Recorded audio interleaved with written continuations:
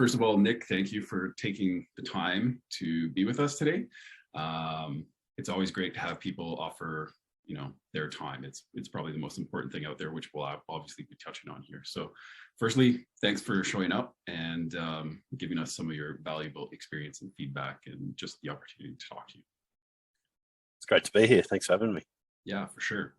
So to start it off, this whole session is about outsourcing, offshoring. How can we use that to increase capacity, improve client experience? So I'll flip it to you and I'll say, give us your elevator pitch and we'll get into that hard and then kind of take it from there. We'll make this a little informal and loose. Yeah, no worries. So I think the summary of what we do is we help accounting and bookkeeping firms to basically build a global team. So talent being the number one issue, we help accounting and bookkeeping firms to be able to source the best talent globally. That's probably the summary of what we do, and we do that via our service delivery centers in the Philippines and South Africa are the two regions where predominantly most of the talent comes from. Nice. I actually didn't know you had people in South Africa. It's only very new. Perfect. So, okay, it's an interesting topic because I know a lot of people out there would have questions about, because capacity is a huge pain point. I mean, I'm still talking to accountants every day and bookkeepers every day, and it is a huge issue for everybody out there.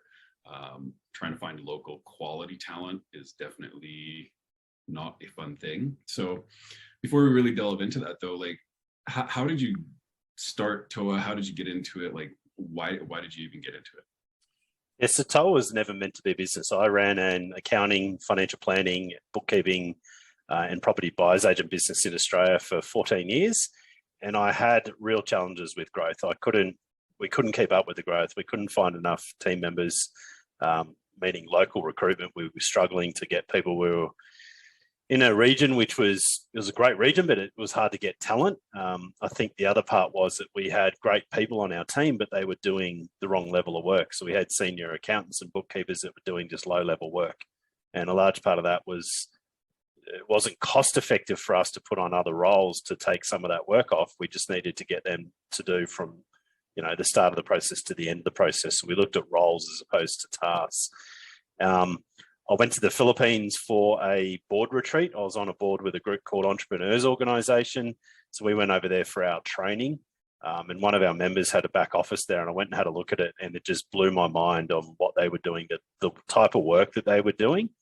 And I was like, this may be our solution. It may be able to enable us to get the right people doing the right work at the right time and ultimately at the right cost. So trialed it, got it up and running. It worked. So we had a team of 38 in Australia. I ended up putting on a team of 30 there. So we pretty much doubled our team. We had so much capacity. We had the ability to grow. TOA sort of came about. I went on a roadshow with a guy called Rob Nixon who coaches accountants, predominantly in Australia. And I think, after the first event, I had 5 firms come up saying, love what you do. We're not as young and dumb and brash as you as wanting to open a business in another country for our back office. Do you have any spare desks? And I had 20 spare desks. I had a 50-seat office, had 30 of the desks filled. So I looked at it as, well, I can fill the other 20 desks that are spare. That will pay for my office costs, my recruiters, my HR staff, all these people that I don't normally need if they're in Australia. What happened after the 3 weeks, though, is I'd sold 90 roles. So it turned into a business pretty quick, and I still ran it as a hobby, if you want to call it that, for probably another year, and then we got to 200, and it was still sort of now starting to consume time. Then we got to 400 staff after 3 years, and then I went, I need to choose. I can't keep doing both properly, so I ended up exiting my accounting and planning firm. I merged that with another one, exited, and 8.5 years later, we're 3,000 staff. We've got staff across 4 countries, 2 delivery centers, and putting on about 200 to 250 roles every month. So it's been an interesting journey, but I think, I'd love to say that, I saw an opportunity and then built a product to demand it. I fell into it realistically. I had a problem with my firm getting capacity and getting the right people doing the right work. And I was working enormous hours. I'd see clients during the day and I'd do my work at night, and it wasn't sustainable. It just wasn't.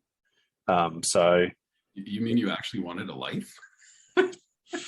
I mean, look, I love work. I love what I do, and I work big hours because I love what I do. But you want to be able to have that balance. I mean, I balance it out. I have 10 weeks off a year, so all of the school holidays that my kids are on, I have off with them, and we go away and we have experiences. And when I'll go to all the kids' events at school. So whatever is important to me, I've been able to build into my life and have capacity. And I think ultimately I used to have the mentality of how to do things, as opposed to now my mentality is who should be doing these things, not how to do them. So I've completely changed my mindset to go, it's not how do I do this process or how can I get this tax return done quicker? It's who is the best person to be doing this task, and then building a team that can drive and thrive. Well, and that's really interesting. This is where I like to kind of take things kind of ad hoc as we go. So, you're talking about a pretty nuanced item there, but that nuance is essentially what you're saying is giving you the capability. Like you lived and breathed what everybody listening to this is going through. They're all experiencing the same things. Everybody's overworked, they're stretched thin, and how can we, change that? And so what you just said there was you changed your frame of reference from, how to do the task to who should be in the task. So maybe dig into that a little bit more, because I think that there's a pretty valuable piece of information there. Yeah, so I think I'll give my example. So I love sitting in front of clients. My passion was sitting in front of clients giving advice. I didn't like the operational part. I didn't like the other part, but I found that, 6 to 7 hours a day, I'd be in front of clients doing meetings. And then at nighttime, I'd come back to that wonderful thing called email, and I'd be just buried in 300 or 400 emails that I then had to either allocate the work or manage it. I had to respond to clients. I have a real thing that, now if I don't respond to a client if a client emails me and doesn't get a response in 2 hours, I think it's not good enough. But the amount of clients that I email that are our clients, that are accountants and bookkeepers, and 4, 5, 6, 7, 14 days later, I get a response. We're here to serve clients. They're not here to serve us. And I think that the level of service that we deliver as an industry can be quite bad. So for me, it was around how do I get some balance back, but how do I actually give a better result to my clients quicker? So the first role I put on was an EA, an executive assistant. And that was in the Philippines. And it was cost effective, but basically she managed all my emails. So I have a real structure around it. I respond to the ones I need to respond to, but I dictate them.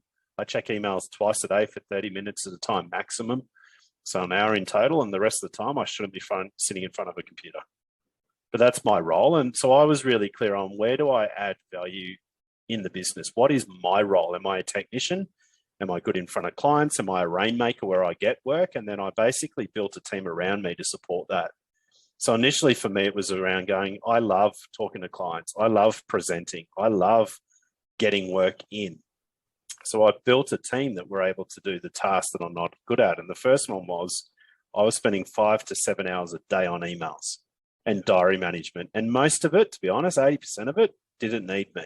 20% that did, if I had a team driving it, I could be more effective in being proactive and giving better responses as opposed to being rushed. So, I'm a very structured person. My diary is managed 18 months in advance. I'm very structured, rigid, might be the word, but I'm flexible that if people need me, I'm here and I can move things around. So for me, it was just identifying what are the skill sets that I have, which is what is meaningful work for me. What do I enjoy doing? But more importantly, what am I not good at so that I don't do it? And then finding people that are good at that. Yeah, and I think that's really key because, we talk about it a lot in some of the courses and stuff that we offer at Helm in terms of you really got to think about, everyone wants to be fractional CFO, fractional controller, but like, what does that actually mean in terms of, what are you doing and why, or is this just something that you want to do as a marketing employee? Like, I think that's really key, which is kind of what you're touching on there. So I find that really interesting. To flip it back there a bit though, you're talking about your email and the stack of email that you had, and you had an EA come in and offload it because most of the time you didn't need to be touching it. So can you kind of dig into a little bit and just surface that and describe kind of what those emails were and essentially why you were able to offload it? Because I feel like that might give people a little more context around, what they could be doing in their firms in terms of flipping the switch in their brains of, task-based to role-based, because I still think that's actually a really good point. Yeah, so I look through, I mean, initially I had my EA start. So you're talking about a cost of maybe, $300 a week for someone. So I looked at what's my time worth. And that's a question I always ask people is, what is your time worth? Some people charge hourly, so that's easy for them to work out. Others, it might be just, look, how much profit do you want the business to make? What's that divided by, 52 weeks divided by an hour? That's what your hourly rate is in essence. And I looked at it, what's my time worth? And then I looked at, all right, well, what's with the emails that are coming in, like who's best to answer and do this work? If a client's wanting to have a conversation with me, I wouldn't get to the email until that night. So then it would be going email back and forth to book a time. Now Ethel will basically ping me and say, look, Kevin wants to have a chat with you. When's the best time to book in with Kelvin? And I'll be like, cool, find a spot and get him in. Find out if it's urgent from him. And if it's urgent, move stuff around and get him in. If it's, I just want to chat to Nick because we haven't caught up for a while, book him in a week or two. So she would get onto that straight away. So people that needed to speak to me straight away would be able to speak to me straight away, as opposed to when I can respond on email and then go back and forward.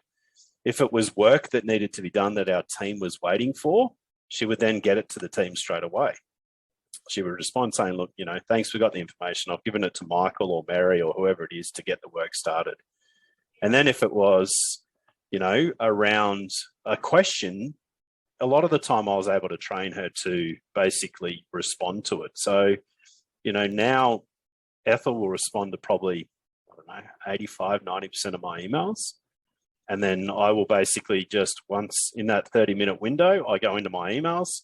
I go onto my Microsoft Teams on my mobile phone. It has an app where you just press audio and I go respond to Kelvin. Hi, Kelvin. It's great to chat to you again. Oh, thanks for your email, blah, blah, blah, blah, blah. Action, send it, and then task her to follow it up.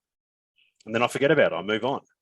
So it's just, it's really identifying what emails do you need to respond to, but what's the most efficient and quickest way to do it. And for me, a lot of people think, oh, but it's just easier if I do it. If I have to dictate an email and then I have to ask the EA to follow it up and I have to explain it, yeah, there's more work at the start. But guess what? When a client referral comes in, for example, I don't touch it because I've done it enough times that I've created a process where Ethel now manages that. So if you train someone, you train so that you don't have to do in the future. And I think it's interesting the words that you said there, because I think we're all really guilty of it as professionals. Like you and I are both professionals in the industry too. And it's really easy for your mind to go to, oh, well, I can just do this quicker. But it means, and that's what I say, we always talk about a balance sheet versus a P&L. Investing in your team is a balance sheet because they're an asset. Doing the work now is, yes, it's more on the P&L now, but it means you're going to be doing it for the next 20 years. Yep. And I always have this, the other one is I call it Superman syndrome. There's no one that can do this better than me. I'm the best at doing it. Well, the reality is you haven't gone and found someone that's better than you. Because I guarantee there is someone better than you. You just need to go out there and find who they are and what they should be doing. But that's, again, the who, not the how. Yes. The how's the easy part, which is just the process. It's who should be doing this task. Yes. And I refer that back to the right people doing the right work at the right time and at the right cost. So everything I do, I review my diary every single week, every single month, every quarter. I look at, is the work I'm doing at the value that it should be? Am I adding the most value to the business by doing that level of work? And if the question's no, then I delegate it to someone that's better suited towards that. Yeah, for sure. Beverly just wrote a note, letting go of control and not micromanaging people is a tough lesson to learn. And, I'm sure, Nick, you've got some commentary on that, but 100% agree, because I truly believe, everything that you're saying right now, Nick, kind of resonates, just because, if you have the man syndrome, as you put it, you'll never get out of what you want to do. And, part of that could be your mentality, but like you say, part of it could be finding the right person too, which I think is an interesting lead-in for part of what we're talking about, because that's part of what your group does, is you're finding the right people to put in the right role at the right place, the right time, and everything we talked about. So I guess a question there would be is, there's probably some perceptions here in North America and around the world around what offshoring is, because there's a difference between offshoring and outsourcing, and you can correct me if I'm wrong, but the technical definition of offshoring would be, I'm giving it to, say, you in the Philippines versus outsourcing, which is someone comes to me, Kelvin, here in North America, and just offloads their books to me. So a perception issue there, I think, would be, are these people, for lack of a better term, quality enough to do what you just described? Because I'm sure that's probably a concern that people have in terms of who you talk to, in terms of like an objection that they might have for the services that you provide. So can you talk about that a little bit in terms of, how are your TOA employees trained? What does that look like? How do you get the right people in the right seats? Yes, I think it's a good question. So, I'll cover off the outsourcing versus offshoring to start with. So I think when you look at it that way, outsourcing is really where you send a job and get a job. So you might go to a provider, and that could be onshore, meaning America, Canada. It could be offshore, but you're going to an external party saying, I need you to reconcile these 50 transactions. They reconcile and send it back. Offshoring is more about, here's a person that will work for you to do the work. You train them on the system and process. So it's more role-based versus send a job, get a job. I think when you're looking at ultimately the talent, the quality of talent, when I look at my Australian accounting team, when I had it in Australia, I had one Australian in that team out of 10 of my accountants. The rest were from India, Vietnam, Philippines, China, South Africa. There was all nationalities, and they had all moved to Australia. They were not born in Australia. So when we look at it, basically the concept that we go is, where is the best talent for accountants globally? And, the Philippines was the first country that we chose to go. I tried pretty much everything with my old firm, and I found that communication, when they are a full-time dedicated resource, communication was the number one thing where India and Vietnam particularly fell down. So for us, it was around that. It was around the time zone that they worked. We wanted them to work the same hours that we work. There's over 30,000 accountants coming out of university a year in the Philippines. There's over 400,000 accountants in the Philippines. To give you some context, we get roughly 3,000 applications a month for 250 roles. There is no shortage of talent. So when you look at countries like that, South Africa is the same. I put up a job ad for an auditor the other day. Within 24 hours, we had 300 quality auditors, of which we're interviewing close to 180 of them this week.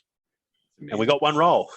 Yeah. So I think it's a perception thing. Is if we look at most accounting firms in Canada and America, they're not full of Canadians or Americans. They're multicultural. Yeah. And a lot of those people have moved to those countries. So for us, it's about finding the best talent, how we're able to augment. And I talk about speed to competency and speed to success. And that should be locally as well as having a global team. It should be about, how do I train my team member to be successful quicker? And that could be, at the moment, they're an intermediate. I want to move them to a senior or to a manager or to a partner level, whatever it is. It's about, how do I get the most human performance out of them, and how do I help them to succeed? So the way that we've been able to do that with TOA is that we've built a training company. So we're a registered training company in the Philippines, in Australia. We're becoming a private college in the US at the moment. We're looking at becoming an RTO in Canada. So we've got basically a team of 40 people that build curriculum. And when we're building curriculum and teaching, it's about, how do we get someone competent quicker? So, the old path to become a partner used to be 10 years. We reckon you could do it in 3 years now. And a lot of that is around the education and speed to competency. And for us, the number one KPI our GM running that business has is, how do I get people competent quicker? So for us, we augment it with that. We understand to make our clients successful, we need to help support that. So we build training. Every single team member of ours, so all 3,000 of them, have an individualized professional development plan that covers off compliance, things like Privacy Act, any work-related policies that they need, success skills, so things like communication, how to manage people, leadership, any soft skills that people need, and then there's the technical. So we've got advanced courses in things like Xero and QuickBooks and Sage.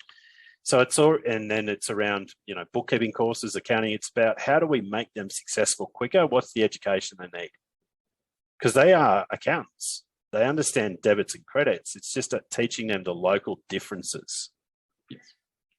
And I think you touched on something really interesting there too, because, when I look at a service like yourself, even you saying that you put out one job posting and you're getting hundreds of applicants and you're interviewing hundreds of applicants, that right there is a load off somebody.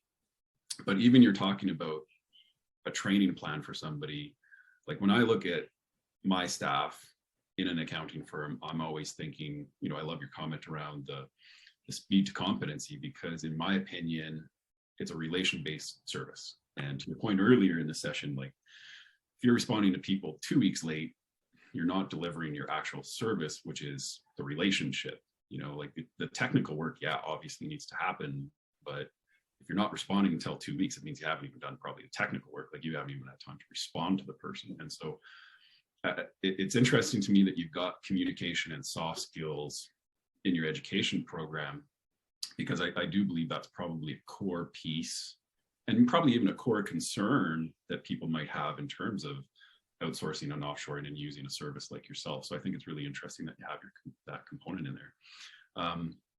And so, to that end, what do you see some of the other big perception issues being in terms of professional bookkeepers, accountants, specifically here in North America, because that's probably most of the people that are listening to this?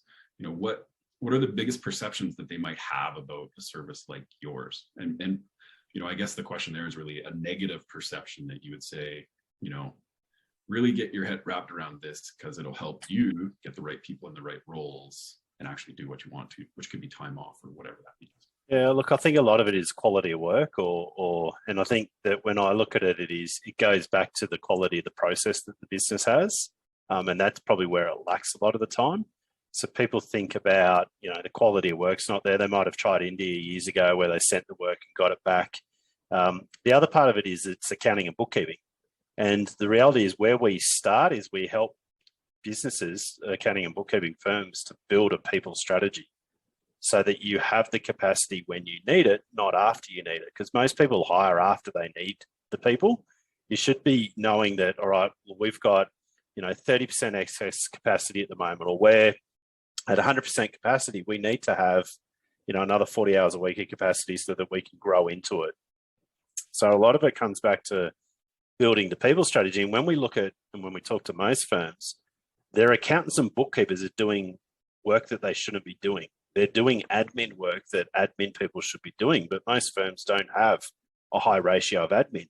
I mean, in my accounting firm, we had 2 admin support for every accountant. Now, most accounting firms, when I talk to them, are like, we've got 9 accountants and 1 admin, but our accountants are not doing any admin. I'm like, yeah, well, that's rubbish. Like, if you analyze what they're doing, I guarantee they are. So it's really, I suppose, for us, it's about educating people around the right people doing the right work. Privacy and all of those things come up a lot. I mean, if you were to come to our offices and you saw the security and the level of infrastructure that we have, I've never seen that with any of our clients. Like, our team members were in the production or the productivity area. They can't have mobile phones. They can't have devices. They can't print. There's no USB drives. There's no cameras. We are bank level security, if you want to call it that. And a lot of the time, I mean, at the end of the day, our team members use our clients' systems and technology. They don't store anything on a local computer because they can't. So what we normally find is when we get access to set up our team members on our client servers, is their servers are wide open. They can access and see everything. Or, I need access to Xero. Cool. Here's a spreadsheet with all of our passwords in it, as opposed to using a password management software that they don't even know any of the passwords. So a lot of the perceptions of, security and safety and that are just, I suppose, misunderstood. They just don't understand it. And I think quality of work's probably the other one, because a lot of people have tried before and it hasn't worked. And I think that's, partly in a lot of the cases we talk to our clients around, where is it broken? Is it process, or is it a lack of training, or is it competency? Most people think it's competency straight away. And that's locally. I'm not talking even about a global team. It's just with people's output. There's one of 3 outcomes, but it is the person, it is the process, or it's a lack of training. It's normally one of those, but most people straight away go, the person's just useless or they're lazy. No, you wouldn't give, and this is I suppose an analogy I always use is, it's like giving a professional soccer team a flat soccer ball and expecting them to be world class. You give them the best tools to succeed, but yet most firms give their team members the worst tools to succeed, but still expect them to be high performers. Yeah, which completely goes counter to getting the right people in there. Yeah. So you touched on a question that Jeanette had there about privacy and confidentiality and security. But I think it's really interesting, the services that you provide, and you were kind of touching on it in terms of a mistake that people sometimes make, which is not providing them the right tools or setting them essentially up for success. And so, do you think that that's the key piece that maybe some people are missing when it comes to not even offshoring and outsourcing, but even in terms of hiring people locally? Do you think that's the biggest hurdle that people have, or do you think there's other issues that people might need to get over in terms of just the hiring process in general?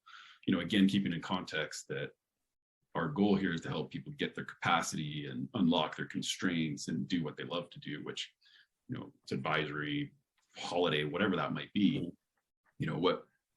What other issues are they kind of creating for themselves by not only setting people up for success, but are there other areas that they kind of are creating their own issues in? Yes, I think that generally most accountants and bookkeepers are great technicians. I think, generally most are really bad at managing people. They don't know how. They haven't been taught how to be a leader. They haven't been taught how to empower people. They haven't been taught how to build and maximize efficiency and process and systems and technology. And I think that, it's something that we're not taught, and it's something that's learned. But I think that, a big focus for us is that we don't give people jobs, we build careers for them.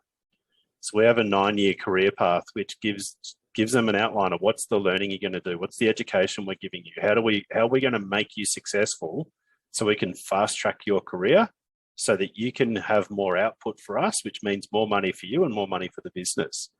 But most people don't look at their team and go, how do I make them successful quicker? Where does this team member want to be in 5 years' time? Because the traditional path is they, graduate, intermediate, senior, then you become a manager, and then you go in front of clients.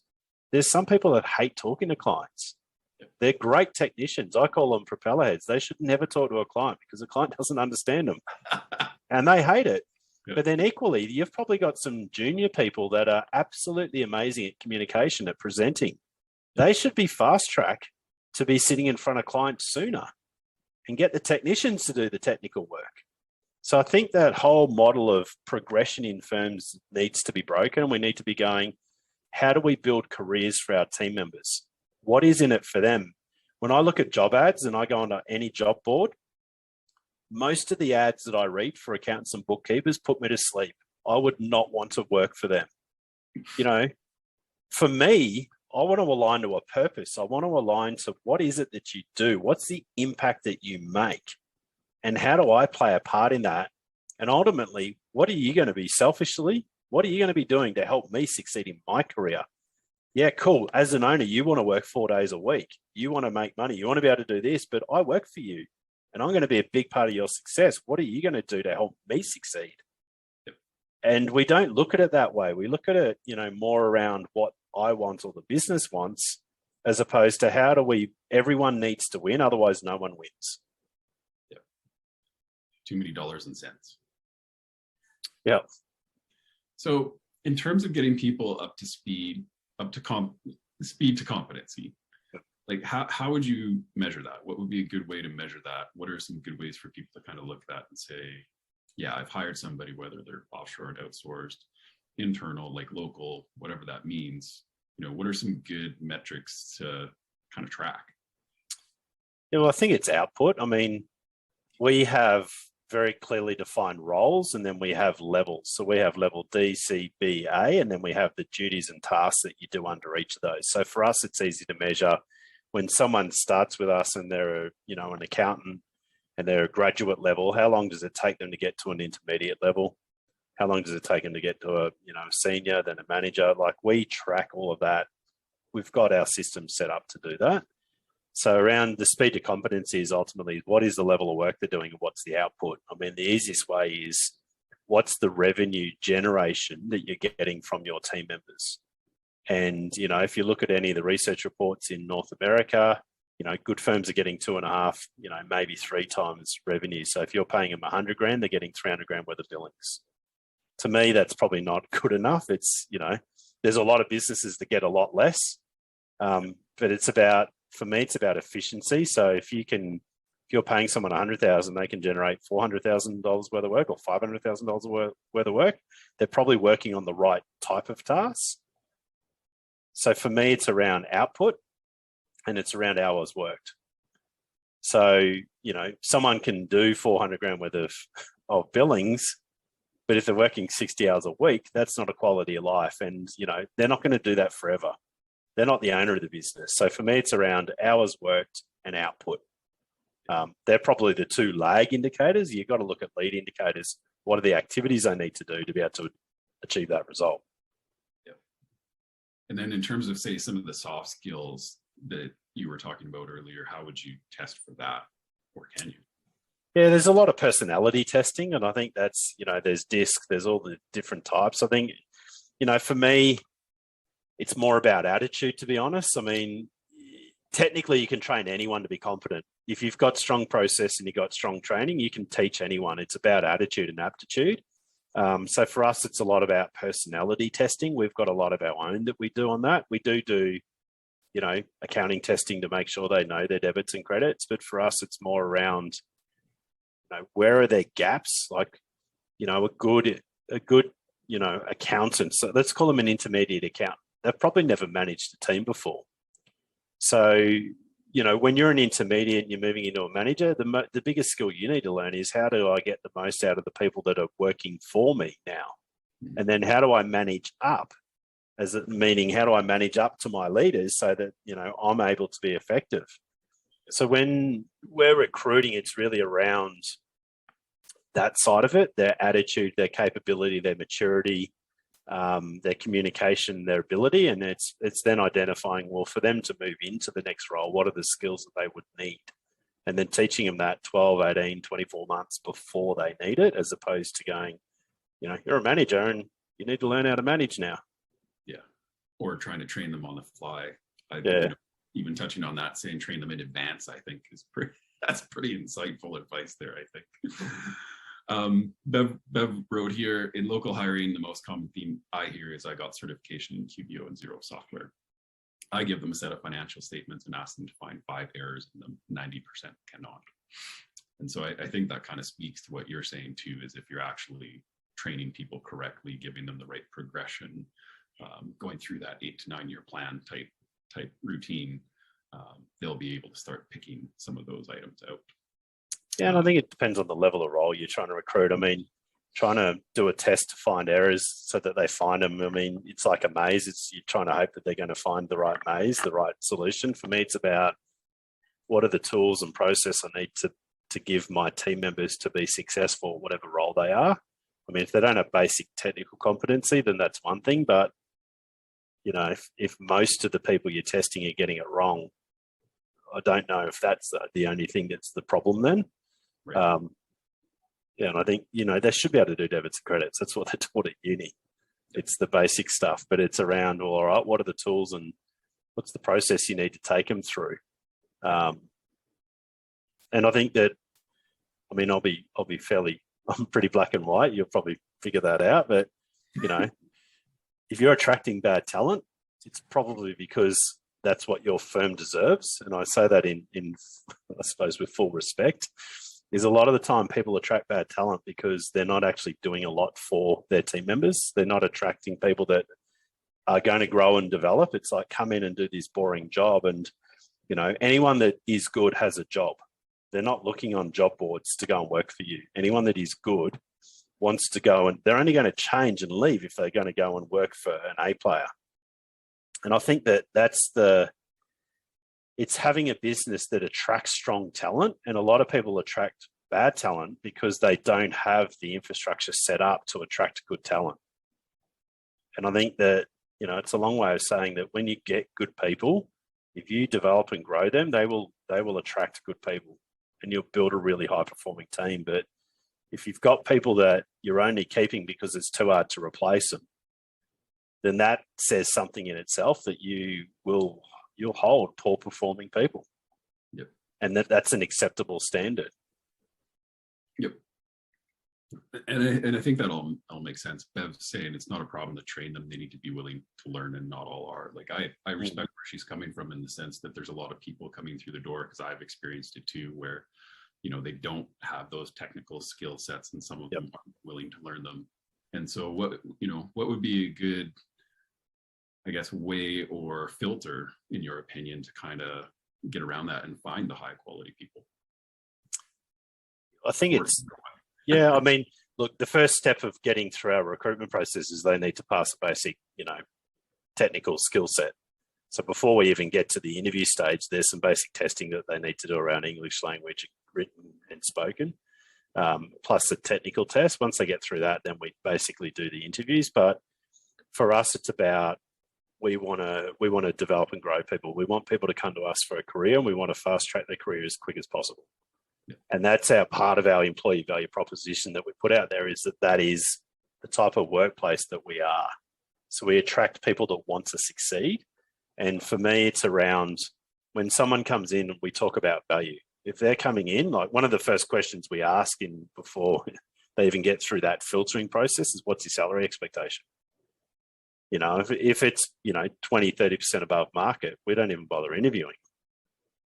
And, that's the benefit a lot of our clients that have global teams have, is that when they're attracting a intermediate accountant, they can hand on heart say that you're coming to us to do the right level of work, and we can pay you above market rate. We can pay you that extra 10 or 15%, but the output needs to be there. And the key thing is, they're not having to do low level work, which most local businesses are getting their accountants and bookkeepers to do lower level work, which means that their output's not as high, which means that they can't afford to pay them well.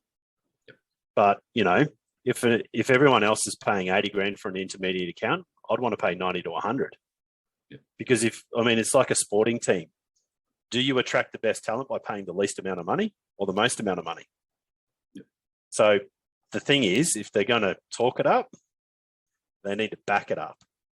So if you're worth 100 grand, demonstrate to me what you've done in the past. What was your monthly targets? What was the output that you were doing in the role before? Because I'll pay anyone as much as they want if they do the work, meaning if they get the result to justify commercially that we can pay them that. Yep. And I think you touched on a key point there too, just in terms of going back to, what I would call highest best use. I think a lot of us as practitioners are really guilty of doing work that we really shouldn't be doing. And I mean, it's fine if you want to be a sole prop doing it yourself. That's great. But, if people are listening to this, they're probably wanting to know how to build a team and grow, because they don't want to be doing that. And I think really focusing on, what we started talking about, which is what you want to be doing, really kind of frames that up, and then allows you to start building out that team below you. So, we've talked a ton about training and how you guys train and what that looks like. I know you've created the AB squared. Is that, am I butchering that, or is that the correct way to say it? No, it is. It's AB squared. So you created the new institute. So what is that all about? Can you talk a bit about that? What does that look like? How does that kind of mesh in with TOA? Does that help your employees, which then helps the people that your clients and your customers? What does that look like? Yeah, so the big gap that we found with our customers was around that they just didn't have the time to do the training. That was the reality. They didn't have the capacity. It's not they didn't have the desire. It's, we just don't have time to onboard someone properly. We don't have time to, take 2 hours out of our day to train them. So building the training division within our business, originally it was called TOA Global Academy, and that was there to help onboard our team members and then provide them with professional development plans. So they have 40 to 60 hours worth of training each year to teach them how to do their role, but more importantly, the role that they're going into in the future, so that they could give more output. We then had a bunch of clients saying, look, love what you're doing. We don't have, 10 instructional designers that understand how people learn best and writing courses based on, visual, audio, all the different learning styles, putting courses together. Do you have these? And we do. I mean, that we've got a team of 40 people in our learning division, basically building education to fast track people's careers. Even to the point where the Xero software is really, really great, but it's a certification that you could pretty much anyone could pass it. So we built a beginner's course and an advanced course that's an online course. We partner with someone that's an expert at that. So we teach our people now, if they've been using Xero, how to use it in an advanced way. Same with QuickBooks and other applications. So for us, it's about how do we get people more proficient, speed to competency? How do we give them the tools to be successful? So AV2 sort of was born out of a need for our clients, and then our clients started to say, look, can you do this training for us locally? Can you do this for our onshore team? Because we love the training plans that our offshore team are doing, but our onshore team don't get that. How do we do that without having to employ a learning and development team? And we don't have the ability to do that because we're not big enough to. Yep. So is this a whole separate service offering that you have people listening can sign up for this? They can log on. Or what does that look like? Yeah, it is. We don't do, it's more, we've launched more in Australia because we've got certificates and diplomas. We do have a range of Canadian and US courses. We've got Intuit training. We've got Xero training in North America. So we do have those. So we can definitely provide more info on that if needed. But for me, it was around, our whole thing is about human performance. How can we maximize the performance? And training was the big one for us. We had, a lot of clients coming to us saying, look, we need someone, but we don't have time to train them. So we've now built a 7-week training program, which is 260 hours of training, where we train the team members before we give them to a client. And we're able to do that at scale. And the charge that we charge the clients, $2,000 for that. So it's like $4 an hour worth of their time. And you go to a client and say, look, for you to train them for 270 hours at your hourly rate or your teams, what's that going to cost you? Yeah. Versus why don't you just let us do it? And we're experts because we look at every day, how do we just continue to tweak and modify it with curriculum, practical and experience. But I think a lot of that's the technical stuff. Most roles that most people need are admin. Like I would challenge anyone on today's event to go, how many admin support do we have to professional staff that we have in our business? Because most are so heavily weighted to the professional, expensive people, as opposed to going, how do we make that technical resource that we've got that loves doing tax work or bookkeeping work as efficient as possible? And how do we take all of that other stuff off them? Because admin roles are a lot more cost effective than professional people. And it's about doing what I call meaningful work. What is meaningful for that role and what should they be doing? Do you think part of that is, as professionals, we're, some of those metrics that you were even using previously where people are comparing themselves to, revenue per partner, those kind of metrics. Do you think part of the problem is we're focusing too much on, well, we just need to hire more CPAs or more professional bookkeepers or because they're the ones that drive revenue, when the reality is, like you said, right at the beginning, we need a bit of a mindset shift here, and we need to focus on the right people in the right seats and doing the right roles so that other people can be way more highly effective. Yeah, a lot of the time, to be honest, we find that people are too busy doing as opposed to running. Like they're too busy doing a role as opposed to running the business. Yeah. And they don't allocate time to focus on that. And for me, it's about, my success is how effective I can make my team, because I want to go away and know that the business is going to still run when I'm not around. Yeah. And so for me, it's about, as an owner, if you're an owner, if you want to be a technician, employ someone to run your business. If you want to run the business and employ other people to do the other work. But we don't focus enough on how to make things more effective because we're just too busy. And, I ran a firm like that for, to be honest, out of the 14 years I had it was only in the last 3 years we got it right. For 11 years, I was burning the candle. I mean, it was horrible. And that was the way that I thought it was. And yes, I was earning more money, and yes, I could, do more things, but I was still working more hours. It was relying on me. And when it finally clicked to go, how do I make my team more effective and how do I make them more successful? And the more I train them, the more they can do, and they're getting paid more and they're more successful. It means the less I do. So how do I automate myself out of a job?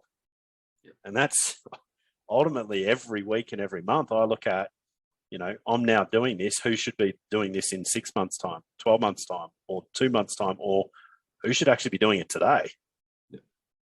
Yep, 100%. I love it. Like, I think this is going to resonate a lot with people. I'm going to throw up a link here in the chat, and this is to one of your resources, Scale and Grow, your accounting firm, a how-to guide, I believe, that people can sign up for.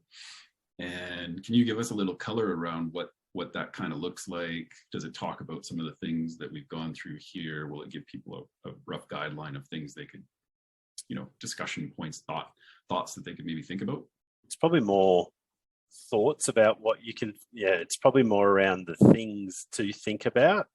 It talks more around why setting up a team, tasks that you can delegate to start with, how to get, a global team up and running. Because I think, that was one of the big things that we did is a lot of the time we looked at when we fixed the problem of training with our team members, the biggest problem we then had is our clients didn't know how to manage a global team. So one of the things we've built is what we call Offshore Best Practice, which is a 10-module course. It's either taught in a one-day course or it's a learn at your own pace. And it teaches clients how to successfully run a remote team. So if you've got a team in India or the Philippines or whatever country it is, you need to understand that country and the differences with that. And I'll give an example. So when we first started in the Philippines, I would say to my, I need you to do this. And she would say, yes, yes, yes. And then she would go off. And then 2 hours later, I'd be like, where's this at? It should have taken 2 minutes and she still hadn't done it. And their culture is that if they were to come back and say, look, I don't understand what you're talking about, that's shameful and that I should just leave my job. So understanding how they work, they're a culture of wanting to please. Yep. They're a culture of their hierarchy of needs is community, family, and then me.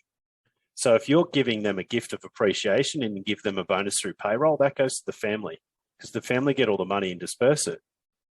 So if you want to reward them, you would go, what does Ethel like? I know that she likes a certain type of arts and things like that. So I'll go and get her something that's meaningful. But you need to understand the culture to maximize the performance. And that's where most people go wrong is they try and manage them like they're an American or they're a Canadian. And they're very different. Cultures are very different across Asia. And you need to know, even South Africa, the differences we've had to learn with South Africa to the Philippines it's like chalk and cheese. So it's really around, we need to teach our clients now how to manage a remote team. What's the meeting rhythms? Like I had a client that said, this just isn't working, Nick. And I said, how often are you talking to your team member? He goes, I've never spoken to them. I email them instructions on what to do. I'm like, awesome. They might not actually understand what the heck you're asking for because you might not be putting it in the email right. This is the meeting rhythms you should be having. This is what you should be covering. This is how you successfully onboard a new team member. Like I look at most firms locally on their onboarding and it's literally, day one, hi, this is everyone. Here's the work. Good luck. Go get certified in zero. No one should do work for in any onboarding, they should not be doing any work for the first couple of weeks. Yeah. But most people go, I need to get them in. I need to get it work out. It's like, no, how do you set them up for success? What are the things that they need to know to be able to be successful? Yeah. But I think part of that probably even falls back to what we've been talking about a couple of times, which is people are really focused on the deliverable and not necessarily focused on running the business. Yep. They're a little myopic in terms of, we just need to get the work done instead of, we need to get the work done, but to do it successfully, we need to, as you say, you need to be planning people's training well in advance. You need to be hiring in advance. You need to set them up for success. I think it's pretty easy to fall into that trap, I think. Yeah, I agree. I do want to be respectful of people's time. The last one of these, we ran for 2 hours, so, so I don't know if we'll do that. But I would like to throw it out there for people that are listening who are watching right now, if they have any questions for Nick, we've been kind of all over the map here. So hopefully, Nick, you've been okay with it so far. If anybody has any questions, throw them in the chat right now, and we can answer them as we go. And we'll see how awake people still are. We'll see if we've been entertaining enough. Either that or you've just answered everybody's questions. Let's run with that one. Yeah, I like it. There you go. Beverly asked, AB squared, is there a cost? It depends on the training that's needed.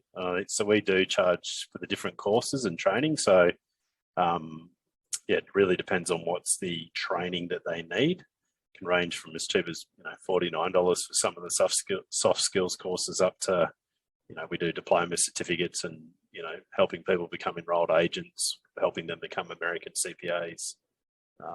So yeah, if you want some more information, more than happy for you to reach out. Yeah, I think it'd be interesting. I know we were probably here to talk about TOA, but I think that education we've seen an appetite for it in the people that we talk to.